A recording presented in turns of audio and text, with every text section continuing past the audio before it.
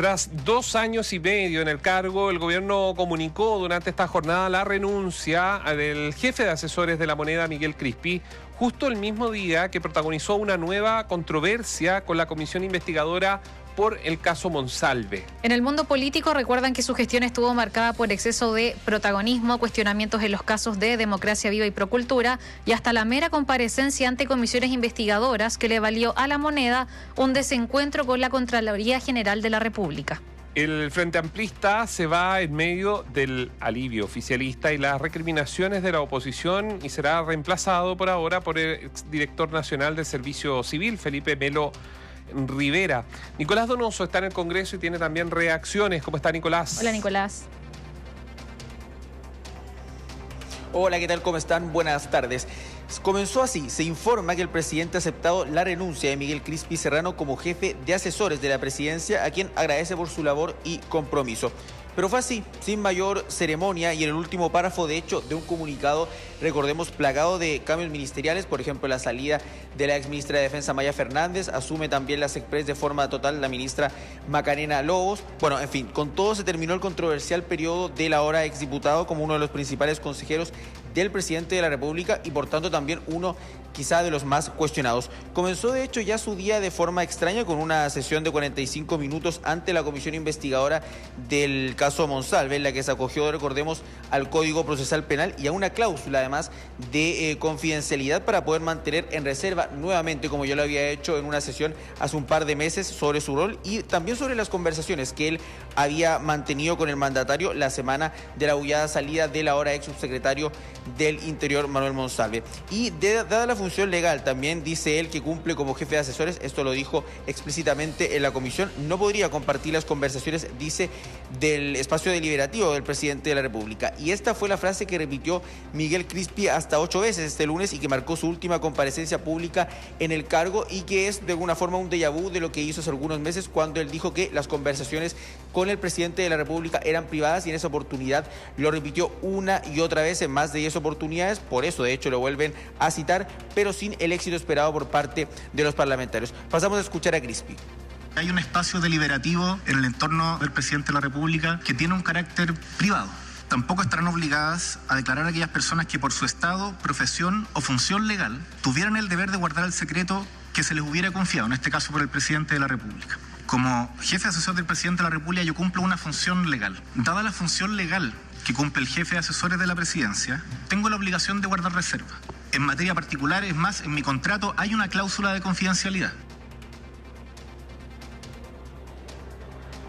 Sesión que en todo caso, lo decíamos, fue tensa de principio a fin, como ha venido siendo, además hay que decirlo, la tónica durante todas las sesiones de esta comisión especial investigadora y de hecho en los últimos minutos algo que causó el enojo de Miguel Mellado como presidente de la comisión fueron las constantes declaraciones de Crispi. Fue interpelado de hecho en sucesivas oportunidades por el parlamentario de RN y que a su vez, de hecho, Mellado fue también, hay que decirlo, cuestionado por su conducción al punto que al término de la sesión una diputada de hecho le señalaba que fuera de micrófono que su manejo de la instancia fue rasca, algo también que se ha repetido, los constantes cuestionamientos hacia Mellado, bien digo. Recordemos también que se había presentado en su momento una moción de censura en su contra que no había prosperado y a Mellado de hecho le toca la campana a la parlamentaria avisándole que pediría sanciones y una multa a Contraloría. En la oposición y en parte del oficialismo de hecho creen que sus asesorías de alguna forma son parte de la tardía salida finalmente de Monsalve respecto a por qué no se le saca al menos 48 horas o 24 horas antes de que ya se da a conocer por los medios respecto a esta denuncia por violación que pesa en su contra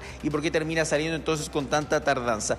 Y también se señala que su figuración pública termina siendo un lastre para La Moneda de principio a fin. Horas después, de hecho, ya cuando se da a conocer esta noticia de que Crispi deja el segundo piso de La Moneda, el diputado de la Araucanía dijo que su salida era un reconocimiento tácito del gobierno del rol de Crispi en el caso Monsalve. Su paso al costado reconoce su mala acción, ¿cierto?, de él en el caso Monsalve. Es más, una diputada dijo, o es Crispi o es el presidente. Parece que fue Crispi. Y aquí hay un tema de reconocimiento tácito del gobierno, que él tuvo, ¿cierto?, mucho que ver en este caso y recién está comenzando esta hebra. Pero ¿qué sucede también en el oficialismo? Acá, contrario a lo que se podría esperar respecto a la defensa de otras autoridades, en el Frente Amplio al menos se puede palpar un cierto grado de alivio por la salida de Crispi. De hecho, ya en público acá los pasillos lo hicieron lo posible en algún momento por respaldarlo una y otra vez en frente a la arremetida de la oposición, pero reconocían también que su personalidad ante las comisiones y en su protagonismo en las controversias era un problema que para Palacio parecía no querer solucionarse y que además no tenía de todas formas una solución viable. Y es el diputado Jorge Brito y la diputada Lorena Frías quienes hacen el punto. Es el momento de un último año de gobierno mirando hacia adelante, pensando que cuando un asesor es noticia es un problema. Pasamos a escuchar a ambos parlamentarios. Esto es una buena señal de aires nuevos para la presidencia. El día de mañana se cumplen 3 años y comienza el último de periodo en gestión del actual presidente. Y sabemos que es importante hoy dar nuevos aires. El problema es que cuando un asesor pasa a ser noticia es un problema. Entonces, en ese sentido, pero también debiéramos un poco cuestionar qué es esto de que los asesores estén en primera plana. En ninguna parte es así. Hay que mencionar, eso sí, que su historia de desencuentros y de hecho de controversias no comienza acá o se intensifica en los últimos meses, incluso de hecho cuando ya era subsecretario de Desarrollo Regional. Por ejemplo, sin ir más lejos, en la trama del caso Fundaciones se le cuestionó a él, recordemos, por validar técnicamente a la Fundación Procultura, investigada por delitos de fraude al fisco, tráfico de influencias y lavado de activos. De hecho, actualmente se desarrolla una comisión especial investigadora al respecto, otra más. Y en enero de este año reconoció, de hecho, en el Congreso, en esa instancia que les estamos mencionando, que conocía a Alberto Larraín, fundador, sin ir más lejos, de Procultura, pero aseguró que no saber nada, más bien, de que tenía una fundación. Había negado, de hecho, haber validado a la institución como parte de algún tipo de favor o también, por qué no decirlo, de irregularidad. También por ese cargo, de hecho, le terminan apuntando los datos hacia él y por su rol en el nombramiento de Ceremis. Y desde el comienzo se puso totalmente en duda que antes estuvo en conocimiento del escándalo del llamado caso Democracia Viva. Creo que como jefe de asesores en varias ocasiones, como Cámara, le exigimos que respondiera, ¿verdad?, las acciones fiscalizadoras en el caso de la Comisión de Convenios, dentro de la Comisión de la Investigación por el caso Monsalve, y en varias ocasiones nos quedamos con una sensación de que no había mucho ánimo de colaborar y de alguna otra manera yo creo que eso afectaba al gobierno y afectaba al presidente Boric. Esas eran las palabras de la diputada y jefa de bancada de Independientes PPD, Camila Musante, quien asimismo, como plantea a su vez la parlamentaria, su mera comparecencia ante las diversas comisiones investigadoras estuvo en medio de un enfrentamiento de la moneda con el excontralor general. De hecho, recordemos, Jorge Bermúdez. Inicialmente él se rehusó a asistir a la instancia y luego de declaraciones de Bermúdez que terminaron en que su sucesora, de hecho Dorothy Pérez, la actual Contralora General de la República, emitiera un dictamen que en el fondo zanjaba la obligación de cualquier tipo de funcionario, sin distinción y sin importar su contrato, que debiera asistir a las comisiones del Congreso. Y hasta hace solo algunas semanas, de hecho, Crispi se había visto envuelto en otra controversia. Recordemos, luego que se revelara que su esposa Olivia Contreras había sido contratada como productora del Museo Interactivo Mirador. Y durante el periodo, hay que decirlo también, que termina hoy, Luis Hermosilla lo representó fallidamente y fue acusado por el ex seremi de Vivienda Carlos Contreras, desde su prisión preventiva también, de omitir la información al presidente Boric, pero con todo las reacciones en el Congreso terminan siendo de cierta forma de alivio por parte de los parlamentarios oficialistas, muchos de ellos quienes exigían su renuncia, que ya era insostenible su permanencia en el cargo al inicio de la Comisión Especial Investigadora por el caso Monsalve, cuando ya el caso le salpica al Ejecutivo, y por parte de la oposición, lo señalábamos, terminan señalando que esto era algo que se debía dar ya con anterioridad y que en buena hora se viene a enmendar un poco el rumbo del Ejecutivo, ya a portas de cumplir un nuevo año de gobierno y a portas también de que solamente le quede el último Néstor Leila.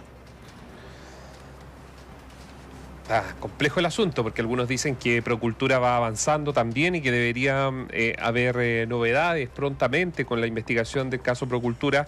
Y cuando digo novedades me refiero a algunas órdenes que se deberían evacuar respecto a esa causa, así como el caso Convenios, en caso Convenios en general, el caso Fundaciones, porque han ido avanzando algunas investigaciones, lo ha dado a entender así Eugenio Campos en las declaraciones anteriores, en los últimos días, y deberíamos tener novedades. Y yo creo que finalmente el presidente cortó por lo sano, se se saca un problema. Miguel Crispi se había transformado en un problema dentro de la moneda. Pero además, yo no estoy de acuerdo con los parlamentarios. Yo creo que los efectivamente no tienen que ser noticias de este tipo de noticias, pero yo creo que todos debemos saber quiénes son los orejeros de un presidente de la República, de un parlamentario, de todo el mundo. No queremos chinos ni que tienen negocios chinos con parlamentarios. Queremos saber quiénes son sus orejeros. Creo que es mucho más transparente en una democracia conocer quién es quién y a quién escuchan. El tema, claro, es que sean protagonistas de polémicas como esta. Evidentemente, en eso Miguel Crispi no ayudó para nada al presidente Gabriel Boric en el último tiempo. ¿Cuál es el ánimo en el Congreso respecto a este tema? ¿Tienen alguna impresión del nuevo jefe de segundo piso? De hecho, Néstor, Sí, mira, eso justamente te iba a comentar, Néstor, porque es curioso que todos terminan declarando en favor de la salida de Crispi, pero nadie se refiere al nuevo jefe de asesores del segundo piso. De alguna forma, lo que se concuerda acá en oficialismo y oposición era que la salida de Crispi era un lastre para el gobierno, que era una mochila muy pesada y que su permanencia se hacía insostenible, pero no han habido mayores declaraciones en relación a quién asume, a quién sucede en el cargo a Crispi, sino que todos los dardos están apuntados contra él y, bueno, de alguna forma también se entiende, porque justamente fue otra fallida exposición el día de hoy, horas antes de que terminara saliendo del cargo ante la Comisión Especial Investigadora. Entonces están todos los dardos al menos apuntados contra él y ni siquiera se han referido prácticamente a quién lo va a suceder en el cargo, como sí ha sucedido con el caso de la salida, por ejemplo, de la exministra Maya Fernández, donde sí se refiere a quien la suple de alguna forma en el puesto. Claro, ¿y cómo fue el ambiente ya más en la interna? Porque desde temprano ya había mucha molestia contra Miguel Crispi y de un momento a otro se dio a conocer su renuncia. Entonces, ¿cómo fue el ambiente ya más en la interna también en la Cámara y también con los parlamentarios de la Comisión Investigadora? Mire, le voy a comentar de hecho algo, una incidencia acá que sucedió, porque cuando nosotros nos damos cuenta, así como también los parlamentarios, de este comunicado que saca el gobierno donde se confirma la salida de Crispi, justamente el Partido Republicano estaba dando un punto de prensa para anunciar la presentación junto con Chile Vamos de la acusación constitucional contra la ministra Maya Fernández, y aparece en este comunicado lógicamente el nombre ya de su salida de la exministra, pero también más abajo en el último párrafo, de hecho sin generar mayor controversia, pero en todas formas si uno lee el comunicado completo da cuenta de la salida de Crispi y era total desconcierto, pero de todas formas algunos inclusive parlamentarios, conforme pasaron los minutos y ya se oficializa esta noticia, algunos se reían derechamente, decían que ya era algo, un grito que se veía venir, inclusive había parlamentarios que hasta cantaban, tenemos que decirlo así, gritos de alegría también por parte de la salida de Crispi, porque fue, lo decimos, yo creo que la gota que rebalsa el vaso acá también, Leila, Néstor, es su comparecencia nuevamente a las comisiones especiales investigadoras. El hecho de que en la anterior sesión donde él había sido citado en el caso Monsalve dijera que una y otra vez, lo repitiera constantemente, que las conversaciones con el presidente eran privadas, ahora prácticamente utiliza el mismo argumento y ya el hastío era tremendo, y no solamente por parte de oposición, porque uno podría decir eventualmente contaba con el respaldo del oficialismo, pero si uno escucha las declaraciones, no solamente las que les presentábamos acá, inclusive del Partido Comunista, bancada de Independientes, PPD, Frente Amplio, nadie lo estaba actualmente respaldando, prácticamente aplaudían que terminara saliendo del puesto, lo que da cuenta también de que su salida, nuevamente lo digo, se hacía ya prácticamente insostenible y a buena hora, dicen algunos, que lo haya terminado sacando el presidente de la República, Gabriel Boric. Y con él también se va una generación que fue la primera línea, digamos, recuerden ustedes el proceso que se vivió 2010, el 2011, con mucha fuerza 2012, donde estaba Camila Vallejo, Giorgio Jackson, que eran como los más conocidos, pero luego venía esta línea de soporte de esa dirigencia estudiantil que saltó a un protagonismo inmediatamente en las elecciones siguientes y de ahí se mantuvo con discursos o con análisis bastante más radicales de lo que hoy día han demostrado estando en el poder y gobernando, hay que decirlo también. Pero se van, y qué increíble que después de ellos vino otra generación que es la de Tomás Bodanovich, de Ripamonti y de otros, que han logrado sortear con bastante relativo éxito porque han ganado elecciones, los han vuelto a ganar. Y de hecho, bueno, Tomás Bodanovich suena como una carta presidencial, incluso. Qué increíble, porque esta generación, Giorgio Jackson y otros, finalmente tuvieron que tomar sus cosas e irse. Lo que quiero decir es que algo ahí, en ese grupo, falló, desde el punto de vista de la mirada política. porque no es natural, nadie está muerto en política, probablemente Miguel Crispi el día de mañana puede reaparecer siendo parlamentario, siendo asesor, etcétera, etcétera.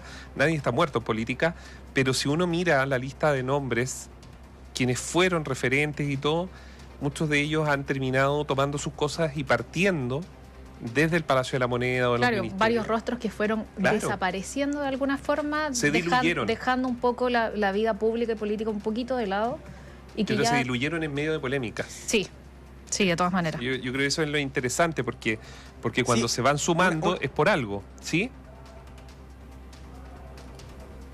Una cosa, justamente lo que estaban comentando Néstor, Leila, es interesante porque, claro, sale Jackson, sale Igia Siches, termina saliendo ahora Crispi, es decir, se han ido toda esa generación de alguna forma, pero tú lo mencionabas y me llamaba la atención. Bueno, el alcalde Bodanovich le están presionando, de hecho, constantemente para que asuma en una primaria la candidatura del Frente Amplio, y el nombre de Ripamonti también. O sea, ella logra una reelección con una cantidad de votos importante pese a los cuestionamientos por el mega incendio, recordemos. O sea, es curioso cómo ellos sí logran sortear estos cuestionamientos, estas constantes críticas al actuar del gobierno. Ellos forman parte de alguna forma del gobierno, del mismo partido, pero la generación de Crispi, de Jackson y Igia Siches terminan saliendo por la puerta de atrás de alguna forma y con serios cuestionamientos a la gestión de cada uno de ellos. Bueno, curioso. Algunos dicen la soberbia. ¿Cuál es la diferencia entre estas capas de esta generación que ha gobernado 3 años, ya mañana cumple 3 años en el poder? Probablemente la soberbia, y ahí está la diferencia con quienes mencionábamos, ¿no? Alcaldes, quienes eran de segunda o tercera línea y que han pasado, ganaron municipios. Estoy pensando en varios que ganaron municipios y que probablemente ese tono soberbio no lo tienen. Claro. Y por allí a lo mejor hay algo de diferencia entre un Tomás Bodanovich con esta generación, por ejemplo. Claro, y eran todos estos rostros que fueron muy activos también en la campaña del presidente Gabriel Boric, muy activos, que estuvieron en el primer gobierno y en el primer año de gobierno, en la primera etapa del gobierno. O sea, trabajaron mucho para que este gobierno llegue al poder. Claro, y ahora ya no... Claro, pero luego sabemos de ellos, básicamente. Ahí están las declaraciones de Macarena Ripamonti sobre lo que pasó con los incendios, el trabajo del gobierno. Pero bueno, es interesante porque uno de esa visión empieza a poder entender ciertas cosas también de lo que ha pasado en el Palacio de la Moneda mañana, cuando se cumplen 3 años del arribo de la administración Boric al poder. Gracias. Gracias, Nicolás. Buenas tardes.